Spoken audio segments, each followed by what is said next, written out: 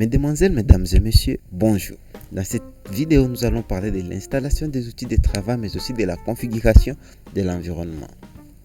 Tout d'abord, nous allons essayer de comprendre ce qui se passe lorsqu'un internaute essaie d'appeler une page web quelconque, ou bien lorsqu'un internaute passe une requête quelconque.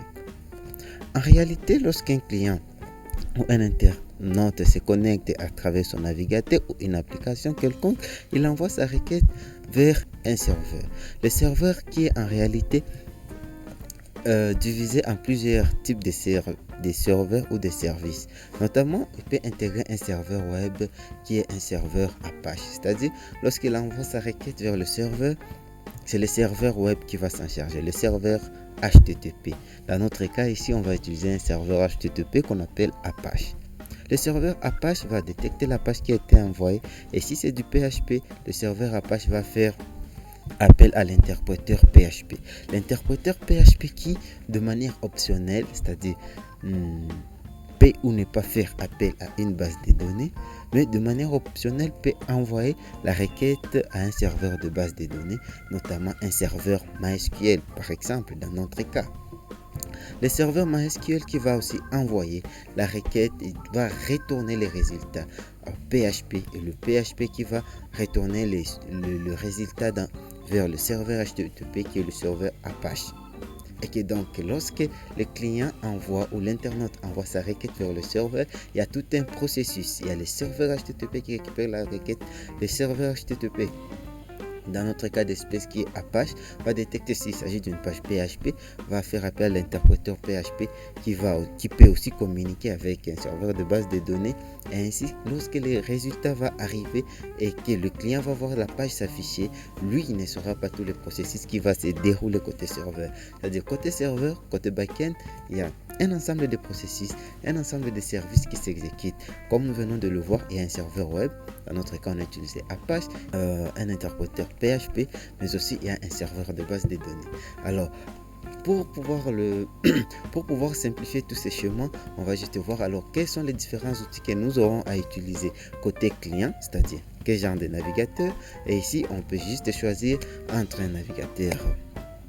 les navigateurs standards, notamment Chrome, ou soit Mozilla Firefox, ou même soit Safari Browser pour des gens qui sont sous Mac. Et du côté serveur, nous allons juste utiliser l'outil XAMPP. XAMPP qui est un utilitaire, un serveur en local qui est utilisé souvent en mode pour tester des applications et qui intègre à la fois Apache, PHP, mais aussi MySQL, comme vous avez pu détecter là-bas. Dans XAMPP, il y a Apache, il y a MySQL, mais aussi il y a PHP. Alors sans pour autant tarder, nous allons voir que nous n'allons pas passer trop de temps pour l'installation du navigateur, mais quand même vous allez trouver les liens en description. Mais nous allons plutôt installer XAMPP. Comment installer XAMPP? Comment s'y prendre? Où trouver XAMPP? Alors bienvenue, on va d'abord commencer par télécharger XAMPP. Et puis nous allons installer XAMPP. C'est très facile et très simple à installer. Alors allons-y. Bash Friends. Une fois que nous sommes sur le site d'Apache, voilà, le résultat est là. Attendons, tout dépend de la vitesse de votre connexion internet. Voilà, et là nous allons cliquer sur télécharger. Une fois qu'on est sur télécharger, là on peut choisir la version qu'on veut télécharger. Dans notre cas, on va télécharger la dernière version qui prend en charge le PHP dans sa version 8.1.6. Alors là nous allons cliquer sur télécharger et directement le téléchargement va se lancer ici. Alors jusqu'à la fin, moi j'ai déjà téléchargé, on va juste sauter, on va voir comment est-ce que nous pouvons passer à l'installation. Moi je l'ai déjà. Alors pour pouvoir installer XAMPP, il faut juste lancer l'exécutable. Voilà, dites oui. Voilà, c'est en train d'évoluer. XAMPP est en train d'évoluer. Voilà, because bon, ça c'est pour me dire que je peux encore activer tout, mais cliquez juste sur OK et ça va se lancer. Et directement nous voyons l'assistant qui va vous accompagner. Donc c'est comme l'installation des programmes qui est très classique. Vous allez continuer en faisant suivant. Et là, ça vous montre les packages que vous devez installer. Faites Next. Et puis ça vous dit les dossiers vers lesquels va être installé l'exemple. On vous dit que ça existe déjà. Et si tout s'est bien passé, vous allez lancer exemple et vous allez vous retrouver. Vous allez vous retrouver sur cette fenêtre. Pour pouvoir lancer exemple, vous pouvez taper sur Start. Là, vous démarrez le serveur Apache que nous avons appelé le serveur HTTP ou le serveur web. Et vous pouvez aussi lancer les gestionnaires de base de données ou le système de gestion de base de données MySQL. Là, on est dans le banc. Et puis, et ce n'est pas la fin, chers amis. Ce n'est pas la fin. Pourquoi? Puisque nous avons déjà installé exemple. Nous allons aussi installer d'autres outils, notamment Visual Studio Code, mais aussi Composer. Directement, on va se lancer dans l'installation des Visual Studio Code puis des Composer. Pour pouvoir le faire, nous allons aussi aller télécharger Visual Studio Code. Pour pouvoir taper juste Visual Studio Code. Voilà, directement, cliquez sur le lien Download. Ah, c'est super, ça passe super bien, super vite aussi. Alors là, on peut prendre la version pour Windows 8, 10 et 11. On clique là-bas. Voilà, super. Directement, Visual Studio Code c'est déjà lancé. Et dans quelques minutes, ça va finir et nous allons lancer directement l'installation. Et nous voilà à la fin du téléchargement.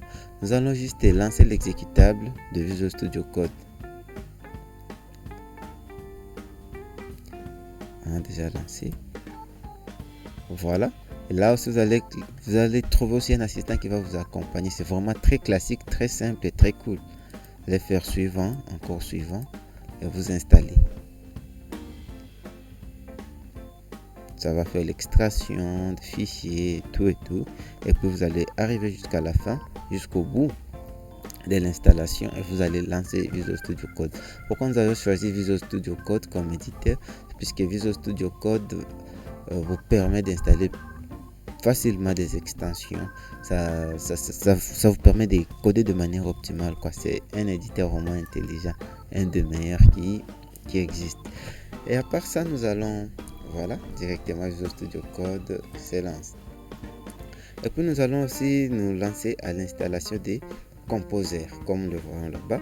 Qu'est-ce que Composer? Composer n'est rien d'autre. Composer n'est rien d'autre que les gestionnaires de paquets. Alors là, nous allons juste aller sur le site Get Composer. Tous les liens qui ont été cités seront vous allez les retrouver dans la description. Et là, on peut cliquer sur Download Composer. Et directement, là, on va voir le processus d'installation. Moi, j'ai déjà installé. Mais si vous n'avez pas encore, vous pouvez juste taper ici, c'est Download and Run Composer Setup.exe. Voilà, Composer vient de finir. Vous pouvez juste cliquer dessus. Voilà. Bon, moi j'ai déjà installé. Alors pour pouvoir tester si tout s'est bien passé, vous allez juste taper CMD et vous pouvez juste taper Composer. D'abord pour tester que PHP a été bien installé, vous pouvez taper la commande tapons php-v. Voilà, ça nous montre la version de notre PHP. Mais aussi vous pouvez taper juste Composer et vous allez voir. Si tout s'est bien installé, vous allez voir ces messages là-bas. Alors, mesdames et messieurs, nous voici à la fin de l'installation des outils. Si vous trouvez des problèmes, si vous avez trouvé quelques complications, n'hésitez pas à nous les mettre en commentaire. Ça pour autant tarder. Dans la vidéo suivante, on va voir comment est-ce qu'on va se lancer avec le base de PHP 8. Alors, restez scotchés. Si vous n'êtes pas encore abonné, abonnez-vous. À très bientôt. Ciao.